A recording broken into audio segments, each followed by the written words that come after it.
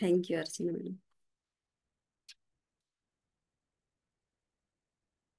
आपण हे पंचमहाभूतांचं उत्पत्ती पर्यंत आपण मागच्या वेळेस घेतलं होतं. तर पंच मूळ तत्वांची उत्पत्ती आपण वाचूया. एक मिनिट, मग बघते जरा.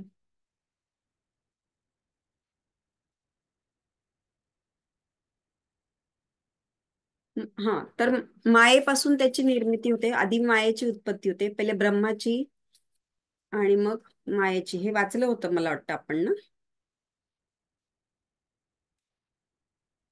तर त्यांनी म्हटलंय की माया म्हणजे काय.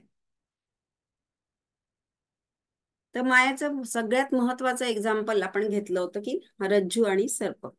म्हणजे सर्पाचा जो भास आपल्याला रज्जूवर होतो ती मायेची निर्मिती आहे. म्हणजे आपण मनानेच सगळं निर्माण करत असतो. अशा प्रकारे जे निर्माण होत असतं त्याला माया म्हणतात. आणि ब्रह्माबद्दलचे जे अज्ञान आहे, म्हणजे ब्रह्मस्वरूपाचे आत्मस्वरूपाचे जे अज्ञान आपल्यामध्ये असतं, हे या आभासात्मक निर्मितीचे कारण आहे. आभास असतो तो सगळा, ज्यामुळे ब्रह्मालाच जग म्हणून समजले जाते. जे मूळ तत्व आहे, परब्रह्म तत्व, ते सोडून या जगतालाच आपण ब्रह्म समजत असतो. जे या जगाच्या उत्पत्तीचे कारण आहे त्यालाच माया असे म्हणतात. मायेपासूनच या जगाची उत्पत्ती झालेली आहे. म्हणजे ब्रह्मदेवाची निर्मिती केली आहे त्या परब्रह्माने, आणि त्याच्यानंतर मायेची निर्मिती सुद्धा त्यानेच केली आहे. त्यालाच ब्रह्मदेवाला उत्पत्ती स्थान असं दिलेलं आहे. त्याच्यापासून सगळ्या जगाची उत्पत्ती होते आणि तीच ती माया आपण असते. तर अशा प्रकारे त्यांनी ह्या दोन ठिकाणी ब्रह्माचा अर्थ घेतलेला, दोन अर्थ घेतले ब्रह्माचे. माया ही अशी शक्ती आहे की जिच्या प्रभावामुळे अशक्य असलेली गोष्ट ही घडते. म्हणजे अशक्य आहेत अशा गोष्टी पण त्या आपण घडतात, अशी ही मायेची शक्ती असते. म्हणजे आता आपण जगामध्ये बघतो, एक सामान्य उदाहरण घेऊ शकतो की मायेमध्ये आपण कसं अडकत जातो. तर हे माया जी आहे, आता जसं आपल्या मुलांचं पण उदाहरण घेऊ. आपल्या मुलांमध्ये आपल्याला इतकी आसक्ती असते की त्याच्यासाठी आपण पूर्ण त्यांना असं कंट्रोलमध्ये करण्याचा प्रयत्न करत असतो. ती सगळी मायाच आहे. आपल्याला माहिती आहे हे मुलं, हा देह आपण धारण करून आलाय तर त्या देहातून त्यांची निर्मिती झाली आहे जरी हे आपल्याला माहिती आहे, पण आपण किती अडकलेलो आहे त्या देहामध्ये आणि त्या मुलांमध्ये सुद्धा.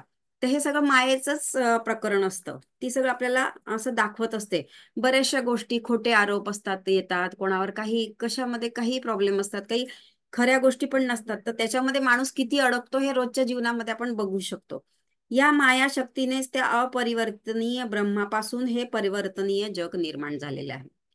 या मायेच्या शक्तीनेच जे ब्रह्म जे आहे ते अपरिवर्तनीय आहे. अपरिवर्तनीय आहे म्हणजे स्थिर आहे. ते त्याच्यामध्ये काहीच बदल होत नसतो. ना त्याला जन्म आहे ना मृत्यू आहे. ते स्थिर असतं, साक्षी स्वरूप असतं. पण या मायेमुळेच परिवर्तनीय जग निर्माण केले. परिवर्तनीय जग निर्माण केले म्हणजे तिच्यामुळे हे जगत निर्माण झालेलं आहे हे असं आपल्याला भासतं. त्या मायेमुळे भासतं, ऍक्च्युली असं काहीच नाहीये. ब्रह्माच्या आधारा वाचून स्वतंत्रपणे अस्तित्व राहू शकत नाही. ती माया सुद्धा जी आहे ती ब्रह्माच्या आधारानेच राहत असते. मायोपाधिक ब्रह्म म्हणजे ईश्वर. ईश्वर म्हणजे तोच प्रजापती, ब्रह्मदेव वगैरे म्हणतो त्याला. व्यक्त ब्रह्म, व्यक्त म्हणजे आपल्याला दिसतंय ते, की आभास म्हणजे एक प्रकारचा, की चालतंय बोलतंय, लोक जन्माला येतात, ते विनाश होतोय, अशा प्रकारचं जे आहे ते मायोपाधिक ब्रह्म आहे. ते आपल्याला दिसतं म्हणजे भासतंय बा. मायेच्या माध्यमातून ईश्वराची निर्माण शक्ती, विश्वनिर्मितीचे सामर्थ्य व्यक्त होत असते. तिची शक्ती आपल्याला दिसते की ती कशी विश्वनिर्मिती करते. यामुळे हिंदू देवता ज्यांच्यामध्ये आपण निर्माण क्षमता आहे त्या शक्तीचा आधार घेत असतो. म्हणजेच देवी स्वरूपामध्ये आपण त्यांना मानत असतो. जसे शिवाची शक्ती म्हणजे जोडीदारी, तर हे दोघांचे सोबत असं असतं. म्हणजे अर्धनारीश्वर तत्व जे आहे ते प्रत्येकामध्येच उपस्थित असतं, आपल्यामध्ये पण असतं. म्हणजे पुरुष तत्व आणि स्त्री तत्व हे दोघांमध्ये असतं. अर्धनारीश्वर असं आपण त्याला म्हणतो. तर प्रत्येक वेळेस त्याच्यासोबत ती शक्ती असतेच. पार्वती विष्णूची शक्ती, शिवाची शक्ती पार्वती, विष्णूची शक्ती लक्ष्मी, अशा प्रकारे आपण त्याला घेऊ शकतो. म्हणजे फॉर्म रूपामध्ये. जसं की देवाची सहचरी पत्नी असं पण त्याला म्हणू शकतो. हे फॉर्म रूपामध्ये किंवा आपल्याला समजण्याच्या भाषा आहेत या, खरं म्हणजे हे तसं नसतं. देवापासून ती भिन्न नसते आणि तर ती त्याच्यामध्येच स्थित असते, पण आपल्याला ती वेगळी भासत असते. ती एकरूपच असते, एकरूपच असतात, म्हणजेच अर्धनारीश्वर तत्व आपण जे आता मानायला लागलेलो आहे. हीच देवाची माया शक्ती आहे. माया म्हणजेच अज्ञान असं आपण म्हणू शकतो. व्यक्तीला आत्मा किंवा जाणीव तत्व जे भिन्न भिन्न शरीरत्रय, शरीरत्रय आता आपल्याला माहित झालंय, स्थूल सूक्ष्म आणि कारण शरीर. पंचकोश, पंचकोशही माहिती आहे, अन्नमय कोश, प्राणमय कोश, विज्ञानमय कोश वगैरे प्रत्येक आहे माहिती आपल्याला. इत्यादींशी तादात्म्य पावते त्यालाच जीव असे म्हणतात. व्यक्तीतला आत्मा किंवा जाणीव तत्व, प्रत्येक व्यक्तीमध्ये एक आत्मा असतो, तो जीवात्मा. म्हणजे तो परम एक सगळ्यांचा एक आत्मा आहे तो नाही म्हणत इथे. हा जीवात्मा असतो, म्हणजे तो जीव तयार झालेला असतो, त्याचा आत्मा म्हणतात इथे. व्यक्तीतला आत्मा किंवा जाणीव तत्व, अवेअरनेस ज्याला आपण म्हणतो, आपल्याला ती जाणीव झाली पाहिजे की आपण काय आहोत. जे भिन्न भिन्न शरीरत्रय आहे, म्हणजे स्थूल सूक्ष्म कारण पंचकोश इत्यादींशी तादात्म्य पावते त्याला जीव म्हणतात. तर हे हे त्याच्याशी जीव जो असतो, तर हा शरीर त्रयाशी आणि पंचकोशांशी तादात्म्य पावलेला असतो, त्याच्याशी एकरूप झालेला असतो. वास्तविक जीव आणि ईश्वर हे एकाच प्रकारचे आहेत. फरक इतकाच की जीव हा मायेचा दास आहे, म्हणजे मायेने लिप्त असतो, तो सतत मायेमध्येच फिरत असतो. जीव जो जन्माला येतो तो जीव, आणि जो अजन्मा असतो तो परब्रह्म. तर ईश्वर हा मायापती आहे, मायेचा नियंत्रक आहे. तर ईश्वर म्हणजे जो परब्रह्म तत्व आहे, त्यानेच त्या मायेला उत्पन्न केलेलं आहेच, म्हणून त्याला मायेचा नियंत्रक असं म्हटलंय. जीवाच्या मनाची शक्ती जी स्वप्नावस्थेत स्वप्नसृष्टी निर्माण करते. आता मी म्हंटल मनावरच सगळं असतं आपल्या, तर मनानेच ती स्वप्नसृष्टी निर्माण करत असते. तिची तुलना ईश्वराच्या माया शक्तीशी करता येईल. म्हणजे जे आपण काल्पनिक सगळं रचत असतो, रज्जू आणि सर्प, हे एक्झाम्पल कायम लक्षात ठेवायचं. ज्यांना उपनिषदाचा अभ्यास करायचा आहे त्यांनी हे दोन उदाहरणं की कशी माया आपल्याला हे करत असते, की रज्जू आणि सर्पाचं एक्झाम्पल आणि खांब्यावरती म्हणजे एक असं आहे ते उदाहरण, ते मी सांगेल तुम्हाला नंतर जेव्हा वेळ येईल तेव्हा. जीवाच्या मनाची शक्ती ही स्वप्नावस्थेत स्वप्नसृष्टी निर्माण करत असते. तिची तुलना ईश्वराच्या माया शक्तीशी करता येईल, की जिच्यामुळे तो सृष्टीची निर्मिती करतो, की जिला घेऊन तिच्या शक्तीने तो सृष्टीची निर्मिती करतो, म्हणजे हे जगत निर्माण करतो. मायेच्या निर्मितीचे तीन घटक आहेत. ज्ञान जे बुद्धीचे कार्य करत असतं, दुसरं आहे क्रियाशक्ती जे प्राणांचे कार्य करत असतं. आपल्या आतमध्ये जो प्राण असतो ते क्रियाशक्तीचं द्योतक आहे. आणि जड म्हणजे वस्तू मात्र.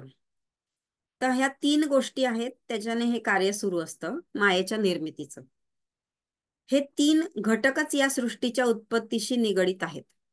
या अभिव्यक्ती किंवा प्रगटीकरण हे परिणाम म्हणजे कार्य, कार्यकारण संबंध मी तुम्हाला म्हणत असते, कॉज अँड इफेक्ट.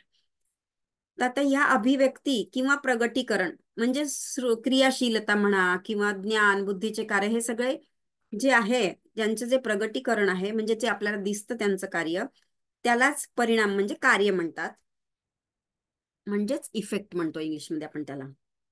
होय, मायाच्या तीन घटकांची क्रिया हेच त्याचे कारण आहे. आणि ह्या तिन्ही घटक मी जे वरती सांगितले, ज्ञान जे बुद्धीचं कार्य करत असतं, क्रियाशीलता प्राणाचं कार्य, आणि जडत्व, जड म्हणजे वस्तू मात्र, ते स्थिर असतं. मायेचे हे तीन घटक आणि त्यांची हा मायेच्या तीन घटकांची क्रिया हेच त्याचे कारण आहे. ह्या तीन घटकांमध्ये जी क्रिया चालू असते त्यालाच कारण म्हणतात. आणि परिणाम काय असतं? कार्य. परिणाम म्हणजे कार्य आणि कारण म्हणजे कॉज, आणि कार्य म्हणजे इफेक्ट. मायेचे हे तीन घटक आणि त्याची अभिव्यक्ती अशा प्रकारे आहे. आता कार्य आणि कारण दोन असे विभाग केलेले आहेत त्याचे. कार्य म्हणजे इफेक्ट आणि कारण म्हणजे कॉज. कोणत्याही कारणाशिवाय कोणतीही घटना किंवा कार्य होत नसते, हे कधी पण लक्षात ठेवायचं. कॉज असल्याशिवाय त्याचा इफेक्ट आपल्याला दिसत नाही. तर एक आहे ज्ञान.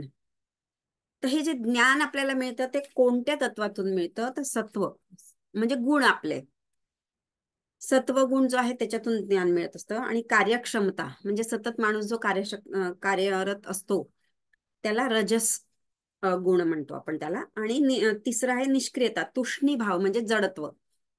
तर ते कसं आहे? ते तमस आहे. तर हे 3 गुण आपल्याला सगळ्यांना माहितीच असतात, सत्व रज तम.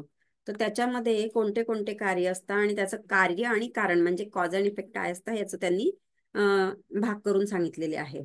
तर हे गीतेच्या 7व्या अध्यायामध्ये पण सांगितलेलंच आहे.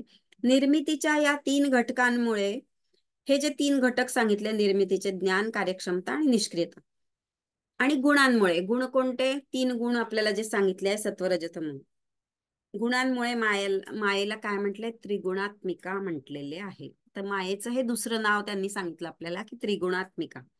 सत्व रजस तमो गुणात्मिका, म्हणजे 3ही गुण त्याच्यामध्ये येतात. ब्रह्मावर अवलंबून असल्यामुळे, हे कशावर अवलंबून आहे, ब्रह्मावरती. ब्रह्माचे कृपा आशीर्वाद हवेच.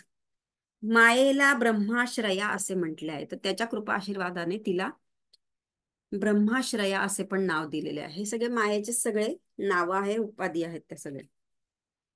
तर याच्यासाठी यांनी सांगितलंय परिशिष्ट क्रमांक 5 पहा. मी तुम्हाला आकृत्या पाठवल्या होत्या त्या, तक्ता तो, तर त्याच्यामध्ये तो आहे. तर तुम्हाला आता किती दिसेल मी सांगू नाही शकत. तर ही जी आकृती आहे, ओम पासून, ओम म्हणजे परमात्म तत्व, आणि मग त्याच्यापासून माया, माया उपलब्ध म्हणजे निर्मित होते असते. ओम म्हणजे परमात्म तत्व, मग ही मायेची निर्मिती होते, आणि तिच्यापासून सत्व रजस्तम हे सगळं त्याच्यात दिलेलं आहे. खूप सोपं करून सांगितलंय, ते आकृतीमध्ये आपल्याला कळून जाईल. तर हे गीतेच्या 7व्या अध्यायामध्ये गुणमय जी माया आहे, प्रकृती जी म्हणतो आपण तिला, तर तिच्याबद्दल सगळं सांगितलेलं आहे. तर रज्जू आणि सर्पाचं उदाहरण आहे. ते आपल्यावरती आवरण असतं, ज्ञानावर, आपल्या ज्ञानावरती ते आवरण एक झाकलेलं असतं. तर त्याला रज्जू सर्पाचं, हो चालेल, करेल पुन्हा. तर खूप सुंदर असं ते चार्ट वरून आपल्याला जास्ती समजतं, हे जेव्हा आपण एक्सप्लेन करतो त्याच्यापेक्षा सुद्धा. तर आवरण पडल्या त्या ज्ञानावर, त्याला आपण तमस असं म्हणतो. आणि एक विवर्त म्हणजे आभास असतो. रज्जू आणि सर्प हे जे एक्झाम्पल मी दिलंय त्याला पण आभासच म्हणतो आपण, त्याला विवर्त असा शब्द आहे, म्हणजे संकल्पना. रजस हा विक्षेप निर्माण करतो, जे आहे ते न दिसता दुसरेच दिसणे, हा रजसचा गुण असतो. तर आता उत्पत्ती, निर्मिती, क्रिएशन कसं झालेलं आहे. हेतुपूर्ण निर्मितीसाठी 2 कारणांची आवश्यकता असते, निमित्त कारण आणि उपादान कारण. हे 2 कारण सगळ्यात महत्वाचे आहेत, ते लक्षात ठेवायचं की निमित्त कारण, काहीतरी निमित्त असल्याशिवाय ते कार्य घडत नाही, हे मी तुम्हाला सांगितलं. तर ते निमित्त कारण लागतं, आणि उपादान कारण असं एक असतं. तर तुम्हाला मी एक असं एक्झाम्पल सांगते, आता याच्यातच दिलं त्यांनी. घटाच्या निर्मितीसाठी घट घडविणारा कुंभार हे निमित्त कारण होय. म्हणजे आता ज्याला घट घडवायचा आहे, जो घडवणारा असतो तो कुंभार, म्हणजे तो कोण आहे, निमित्त कारण आहे. म्हणजे त्या मातीपासून तो जो घट बनवतो तो आहे कुंभार, तर त्याला निमित्त कारण म्हटलंय. तर माती हे उपादान कारण आहे. तर हे लक्षात ठेवायचं की कोण निमित्त कारण आहे आणि उपादान कारण काय आहे. ते दोन्ही लक्षात ठेवलं की आपल्याला समजायला सोपं जातं. निमित्त कारण जो असतो कुंभार, त्याला योग्य ते ज्ञान आणि निर्मिती क्षमता, निर्माण शक्ती हवी. म्हणजे जो हे आहे निमित्त कारण आहे, त्याला ह्या 2 गोष्टी महत्वाच्या आल्या पाहिजे. म्हणजे त्याच्यामध्ये ज्ञान असलं पाहिजे तो घट तयार करण्याचं, आणि निर्मिती क्षमता म्हणजे निर्माण करण्याची शक्ती त्याच्यामध्ये असली पाहिजे.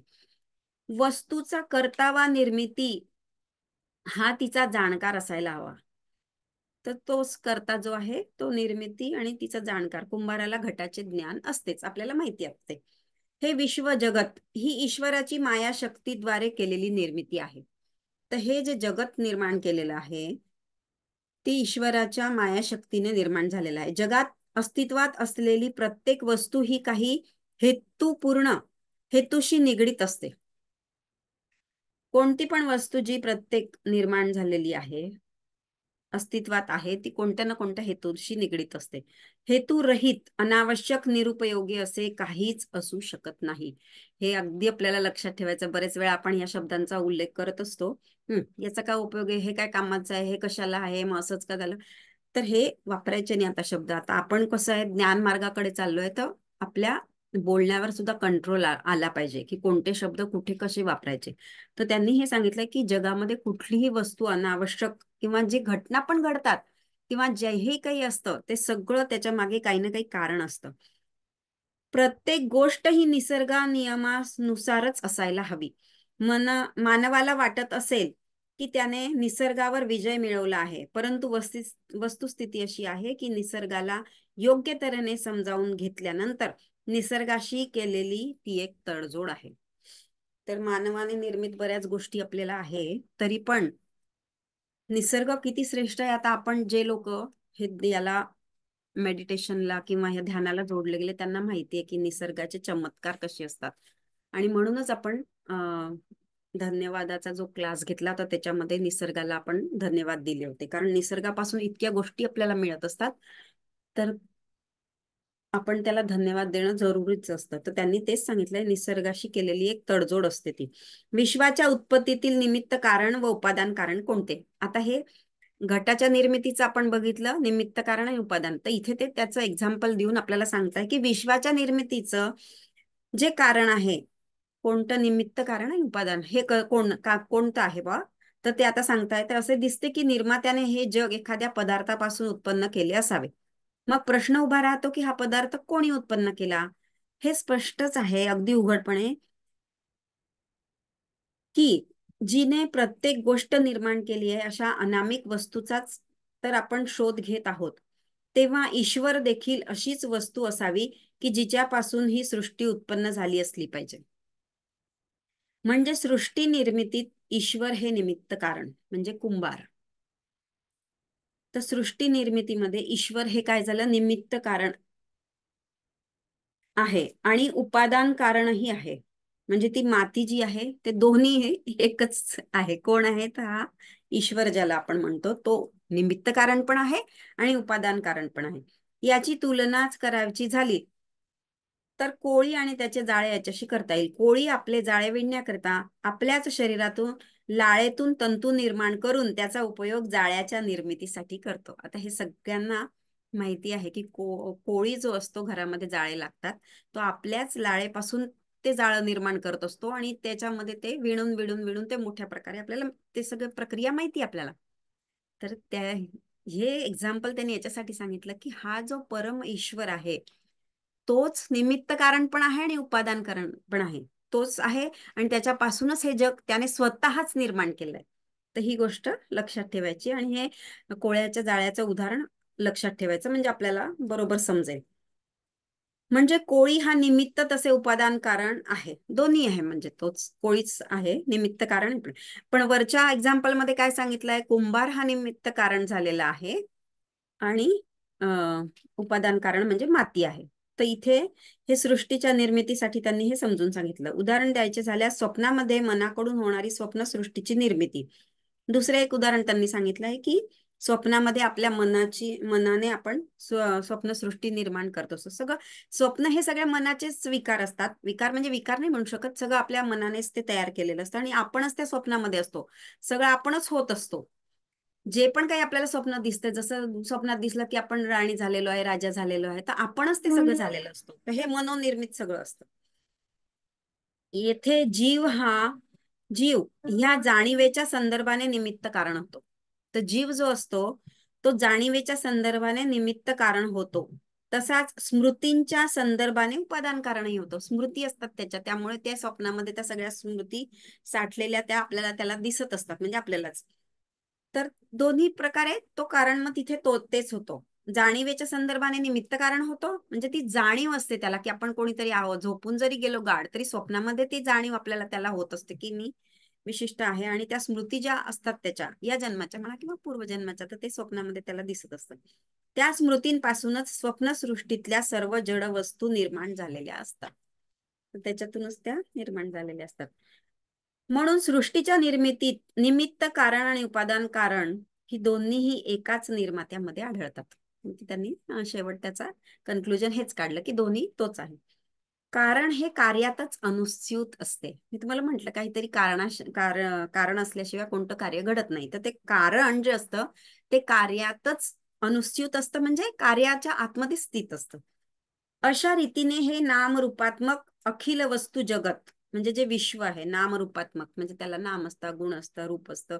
सगळे लोक जे आपल्याला दिसतात, सृष्टी दिसते, तर त्याला नामरूपात्मक अखिल वस्तू जगत असं जे म्हणतात. हे केवळ ब्रह्माची अभिव्यक्ती किंवा प्रगटीकरण आहे. ब्रह्म म्हणजे परब्रह्म, परमात्मा, परमेश्वर आहे. तर आपण त्याचं ते प्रगटीकरण आणि अभिव्यक्ती आहे. तर हे भास आहे सगळा हा मायेचा. हे आपल्याला असं वाटत असतं की ते सगळं आहे. अगदी जड वस्तूंपासून तर थेट अत्युच्च उत्क्रांत झालेल्या मानवापर्यंत सर्व ब्रह्मच होय. तर आता शेवटी त्यांनी ते सांगितलं की सगळं ब्रह्मच आहे. पण मायेच्या उपाधीमुळे मायेच्या याच्यामुळे आपण तिच्या कंट्रोलमध्ये असल्यामुळे आपल्याला तो आभास दिसतो. सगळे वेगळे वेगळे दिसत असतो आपल्याला. मी वेगळी, तुम्ही वेगळ्या, सगळं ब्रह्मांड असं वेगळं दिसत असतं. ब्रह्म हे निमित्त कारण होय आणि माया हे उपादान कारण. आता ते आपल्याला समजवण्यासाठी खरं म्हणजे एकच, दोन्हीचं कारण एकच आहे. पण इथे ते आपल्याला समजून सांगण्यासाठी ब्रह्म हे निमित्त कारण झालेलं आहे. तर कारण हे कार्यातच अनुस्यूत असतं. म्हणजे माया जरी ती निमित्त, माया जरी हे झाली, काय म्हणतात त्याला, उपादान कारण जरी झाली, तरी ती कुठून निर्माण झाली आहे? त्याच्यातूनच निर्माण झाली आहे. मायोपाधिक ब्रह्माला ईश्वर म्हणतात. म्हणजे मायेच्या अधीन असलेला जो ब्रह्म असतो, म्हणजे मायेची निर्मिती केल्यानंतर जो ब्रह्म असतो त्याला ईश्वर हे नाव दिलेलं आहे. तोच निमित्त कारण आणि तोच उपादान कारण, दोन्ही तोच असतो. पण अभिन्न निमित्त उपादान कारण ईश्वराला मायावी असे म्हणतात. तिच्या उपाधीमुळे त्याला आता मायावी सुद्धा आपण म्हणतो, ईश्वर म्हणतो. अशा प्रकारे वेगळ्या वेगळ्या ठिकाणी वेगळ्या वेगळ्या संदर्भ आहे. त्यामुळे इथे कन्फ्युजन न करता हे लक्षात घ्यायचं की कुठे माया, कुठे काय असतं, कुठे ब्रह्माला कसं घ्यायचं, कुठे त्याला ईश्वर म्हटलेलं आहे आणि कुठे त्याला मायावी आणि हे मायिक जगत असं त्याला त्यांनी सांगितलेलं आहे. तर ईश्वर निर्मित जगाला माईक ही संज्ञा दिली. हे ईश्वराने निर्मित केलेलंच आहे. पहिले मायेला त्याने निर्मित केलं आणि मग तिच्यापासून जी उत्पत्ती झाली त्याला, तर ह्या जगताला माईक जगत असं, अशी ही संज्ञा आहे. तर याला आपण इंग्लिशमध्ये मॅट्रिक असं म्हणतो, मॅट्रिक्स. जग हे कालसापेक्षतेच्या संदर्भात परिवर्तनीय आहे. जग हे परिवर्तनीय आहे काळाच्या प्रमाणे, म्हणून ते मिथ्या आहे असं आपण असं म्हणतात. मिथ्या आहे आपण त्याला, म्हणजे ते काय, क्षणामध्ये त्याचा लय होऊ शकतो, त्यामुळे त्याला मिथ्या म्हटलंय. उपादान म्हणजे माती असं आपण आधी घेतलेलं आहे, उपादान कारण जे आहे असलेल्या ईश्वरा वाचून जग राहू शकत नाही. जीव स्वतःच्या ठिकाणी अखिल विश्वाला पाहू शकेल. त्या आपल्या स्वतःमध्येच आपण ह्या अखिल विश्वाला, म्हणजे जे परब्रह्म परमेश्वर आहे, मायोपाधिक ब्रह्म आहे ते पण, आणि हे सगळंच त्याला आपण आतल्यामध्ये आपल्यामध्येच बघू शकतो. पण यासाठी त्याला तशी ज्ञानदृष्टी यायला हवी. म्हणजे सर्वत्र आपणच आहोत, आपणच एक आहोत, तोच आपण आहोत, माया पण आपण आहोत, हे सगळं. तर ही ज्ञानदृष्टी त्याला असायला हवी. सागराची एक लाट ही त्या पाण्यातच असते ज्याने सागर बनलेले आहे. आणि म्हणून लाटेचे सत्य स्वरूप सागर हेच आहे. सत्य स्वरूप काय? सागरच आहे. दुर्दैवाने लाटेला याची जाणीव नसते, तिला जाणीव नसते. तर तशी आपल्याला जाणीव नसते की आपणच ते परब्रह्म आहोत, आणि ते मायेमुळे आच्छादित झालेलं असल्यामुळे आपल्याला पण ती जाणीव नसते की आपण तेच आहोत. आणि ती अशी समजूत करून घेते की आपण आपल्या आकाराने किती क्षुद्र मर्यादित आहोत, सागरापासून वेगळे आहोत. हे आपल्या मनाचं सगळं वर्णन आहे खरं म्हणजे. आपण आपल्या मनाने हे जाणून घेत असतो, म्हणजे स्वतःला समजवत बसलो असतो की मीच सगळं आहे, मी वेगळा आहे, मी असा आहे तसा आहे. पण खरं म्हणजे आपण म्हणजे तोच परब्रह्म परमेश्वर असतो. आणि यामुळेच काही मिनिटातच पुरते तिचे क्षणभंगूर अस्तित्व असते. तर लाटेचं अस्तित्व किती क्षणभंगूर असतं हे सगळ्यांना माहितीच. तसं आपलं पण अस्तित्व आहे क्षणभंगूर. आपल्याला वाटतं की इतकं आयुष्य आपण जगलं, इतके वर्ष जगलो, पण ते तसं नसतं. आपण त्या अहंकारामध्ये जगत असतो म्हणून आपल्याला ते असं वाटत असतं. तिचे जर या नामरूपाशी तादात्म्य न होते तर तिला कळले असते की आपणच ते पाणी आहोत की जे सागरही आहे आणि लाटही आहे. या दृष्टीच्या सहाय्याने लाट हे समजू शकते की आपण दुसरे काही नसून सागरच आहोत. हे आपल्यालाही समजायचं आहे, बरं, आपल्यासाठी सांगितलेलं आहे. जो सगळ्या लाटांचा निर्माता आणि त्यांना आपल्यातच विलीन करून घेणारा आहे, तोच सागर मी आहे असं तिला समजतं. जेव्हा ज्ञान होईल तेव्हा समजेल. त्यामुळे आपलं आपलं पण तसंच होणार आहे. जेव्हा ज्ञान होईल तेव्हाच आपल्याला कळेल की आपण कसं अहंकारामध्ये फिरत असतो. तर आता इथे त्यांनी सांगितलंय की 5 मूळ तत्वांची उत्पत्ती इथून आपल्याला घ्यायचं होतं. तर मी थोडंसं आधीच वाचलं जरा, थोडा वेळ गेला त्याच्यामध्ये. 5 मूळ तत्वांची उत्पत्ती, पंचमहाभूतांची निर्मिती आपण जे म्हणतो. ततः आकाश संभूत, आकाश म्हणजे स्पेस आपण म्हणतो, त्या मायेपासून आकाश निर्माण झालेलं आहे. आता हे लक्षात घ्यायचं की ही जी मायेचं इतकं पर्यंत मी वर्णन करत होती, म्हणजे मी म्हणजे याच्यात केलेलं आहे वर्णन, तर त्याच्यापासून ह्या पंचमहाभूतांची कशी उत्पत्ती झाली आहे. तर सुरुवातीला आकाश मग आकाशात वायू, आकाशापासून वायूची उत्पत्ती झाली आहे. वायू तेज, वायूपासून तेजाची उत्पत्ती झाली, तेज म्हणजे अग्नी. तेजस आप हा, आणि तेजापासून अग्नीपासून पाण्याची उत्पत्ती, आणि अदभ्य पृथ्वी, आणि मग पाण्यापासून पृथ्वीची उत्पत्ती झाली. जग म्हणजे सृष्टी हे आकाश, वायू, तेज, अग्नी, पाणी आणि पृथ्वी या पंचमहाभूतांचे पाच मूल तत्व ब- बनलेले आहे, त्याच्याने बनलेले आहे.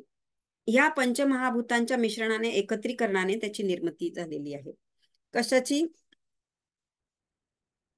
जग हे सृष्टी ज्याला म्हणतो आपण. सर्व वस्तू मात्र, नामरूप आणि स्थूल सूक्ष्म शरीर ह्या घटकांचेच बनलेले आहे. हे तर आपल्याला माहितीच आहे. आपण जेव्हा मरतो तेव्हा आपलं हे जे शरीर आहे, स्थूल शरीर पंचमहाभूतांमध्ये विलीन होऊन जातं. तर हे स्थूल आणि सूक्ष्म शरीर या घटकांचेच बनलेले आहे, पंचमहाभूतांचे. ही पंचमहाभूते किंवा मूलतत्वे मायेने निर्माण केलेली आहेत. ही एकूण पाच ज्ञानेंद्रिय आणि त्यांच्या अनुषंगाने पाच विषय आहेत. आता हेच वाचन आपलं झालेलं आहे की पाच ज्ञानेंद्रिय कोणते, त्यांचे पाच विषय कोणते, ज्याने ज्यांनी आपल्याला त्याचे ज्ञान होते. म्हणजे पंच ज्ञानेंद्रियांचे जे विषय आहेत त्याने आपल्याला जे ज्ञान होते. ज्ञानेंद्रिय आणि त्याचा विषय यामध्ये एक संबंध आहे. जसे डोळे आणि आकार व रंग किंवा नाक व गंधधातू विषय ज्ञानेंद्रिय ही पंचीकरणाच्या नैसर्गिक प्रक्रियेपूर्वी असलेल्या मूळ तत्वांपासून, तन्मात्रांपासून तयार झालेले. हे मी त्या दिवशीच तुम्हाला सांगितलं होतं की तन्मात्रांपासून यांची अं, मूळ शुद्ध स्वरूपात तन्मात्रा म्हणायचे त्यांना, आणि मग त्याच्यानंतर त्यांची निर्मिती झाली. तर हा 10 मिनिटं दाखवतोय, आपण आपल्याला ध्यान घेऊ. त्याच्या आधी मी तुम्हाला, ज्यांना इंटरेस्ट असेल तर हे सगळे उपनिषदांचे पुस्तकं मी तुम्हाला दाखवते. हे आपण आपलं आता घेतलं ईशावास्य उपनिषद, त्याच्यानंतर आहे केनोपनिषद, हे कठोपनिषद आहे. कठोपनिषदामध्ये यम आणि नचिकेतेचा संवाद आहे. हे तैत्तरीय उपनिषद आहे. हे मांडुक्य आहे, मांडुक्य उपनिषद आहे. हे श्वेताश्वेतर उपनिषद आहे.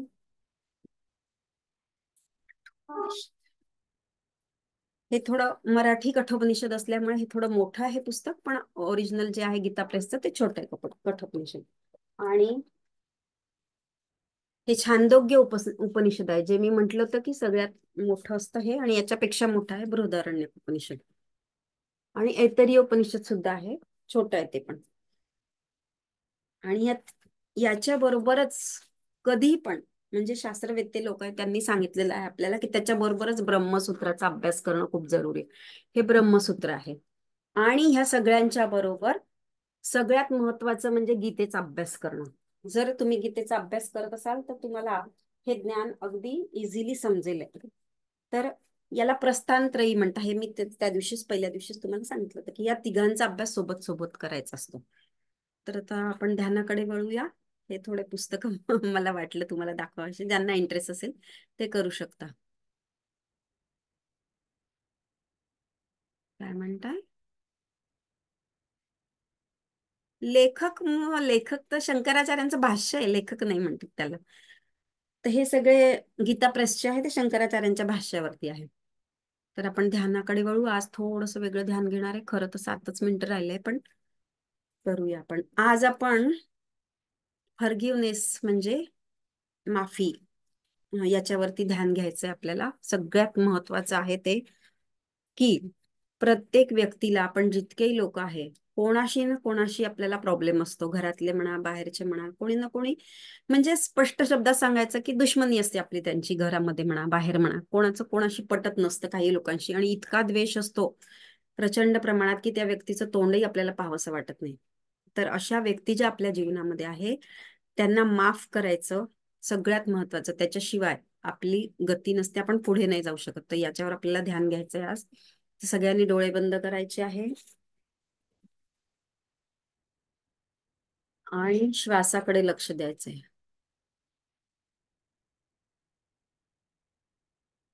श्वास येतो आहे आणि श्वास जातो आहे.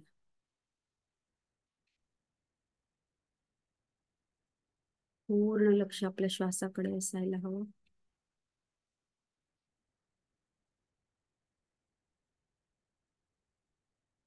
आता हळूहळू प्रत्येकाने आपल्या डोळ्यासमोर अशा व्यक्तींना आणायचंय की ज्या व्यक्तींशी आपलं पटत नाही, घरातले असो की बाहेरचे असो, कोणी असो.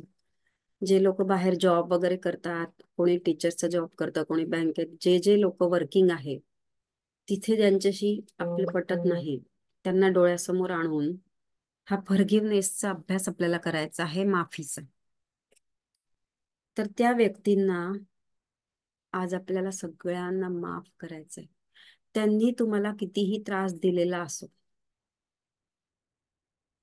जर आपण या जन्मात त्यांना माफ न करता गेलो तर पुन्हा पुन्हा जन्माला येऊन तेच लोक आपल्या आजूबाजूला पुन्हा येतात. म्हणजे तेच बदला घेण्यासाठी. कारण आपण त्यांना जर खूप त्रास दिला या जन्मात, तर ते लोक परत पुढच्या जन्मात आपल्या बरोबर येतात. किंवा त्यांनी आपल्याला या जन्मात खूप त्रास दिलेला असतो, तर पुन्हा त्या जन्मात आपण त्यांच्याशी रिलेशन असतातच आपले. तर म्हणून या जन्मातच आपल्याला ते सगळं जे आहे संबंध ते पूर्ण करून टाकायचे, त्यांना माफ करून. तरच आपली गती आणि आपण मुक्तीच्या मार्गाला खूप सहजतेने जाऊ शकतो. खरं म्हणजे राग, द्वेष, अहंकार हे काहीच नसतं. या सगळ्या आपल्या मनातले तिरस्कार, जे संकल्प आपण विकल्प आपण केलेले असतात, त्यांच्याबद्दल ज्या आपल्या धारणा असतात पहिल्यापासून, आणि जे संस्कार झालेले असतात मागच्या जन्मांचे आणि या जन्मात लहानपणापासून जे झालेले असतात, त्या संस्कारांमुळे आपण त्यांच्याशी वाईट वागत असतो किंवा ते पण आपल्याशी वाईट वागत असतात. तर अशा व्यक्तींना डोळ्यासमोर आणून पूर्णपणे त्यांना माफ करायचं आहे. त्यांनी कितीही तुम्हाला त्रास दिलेला असो, नाहीतर हे ओझं घेऊनच पुढचा जन्म आपल्याला घ्यावा लागतो.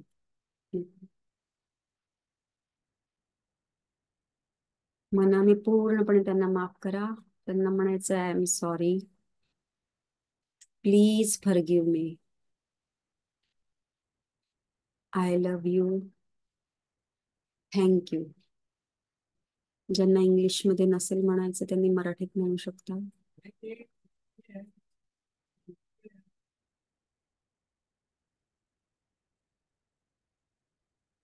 I am sorry, please forgive me, I thank you, I love you. असे एक किंवा अनेक लोक आपल्या जीवनात असू शकतात. स्त्रियांच्या बाबतीत या गोष्टी घडतात. सासू असो, नणंद असो, जाऊ असो, शेजारी पाजारी असो, एकमेकांबद्दल जी कटुता आहे ती पूर्णपणे आपल्या मनातनं काढून टाकायची त्या व्यक्तीबद्दल.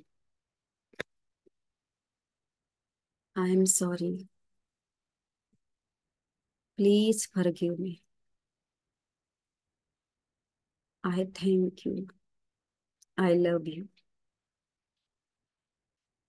याला ओपोनोपोनोची प्रेयर असे म्हणतात. युट्यूबवर तुम्हाला म्हणून मिळून जाईल ती. जर तुम्हाला इंटरेस्ट असेल, तुम्ही रोज अशा प्रकारे त्या व्यक्तींना फॉरगिव्ह करू शकता, माफ करू शकता.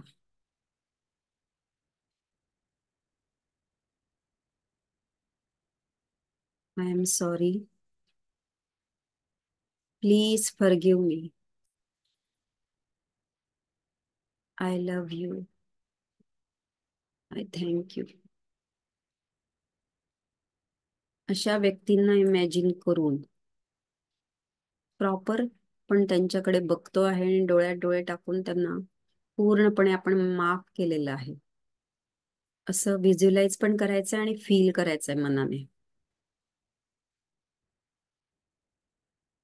आता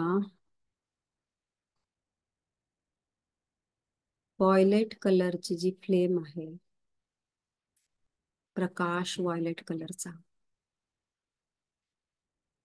आपल्या सोल स्टार चक्रावरून संपूर्ण शरीरावर तो प्रकाश पडला आहे.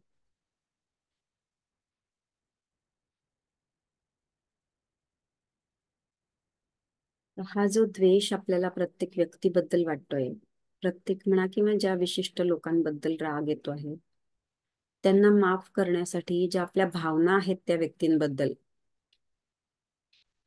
म्हणजे खराब दुष्टपणाच्या वाईट गोष्टींच्या भावना त्यांच्याबद्दल आहेत, किंवा आपण माफ नाही करू शकत अशा लोकांनी आपल्याला त्रास दिलेला असतो.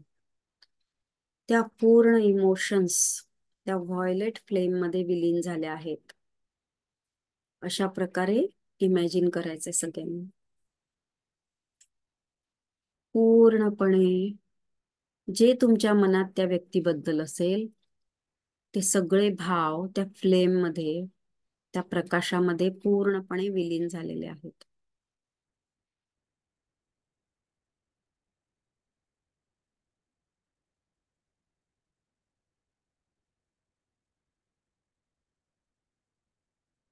इमॅजिन करा आणि फील पण करा. आणि त्या प्रकाशाला सुद्धा फील करायचं आहे. व्हायोलेट कलरच्या, जांभळ्या कलरच्या त्या प्रकाशाला.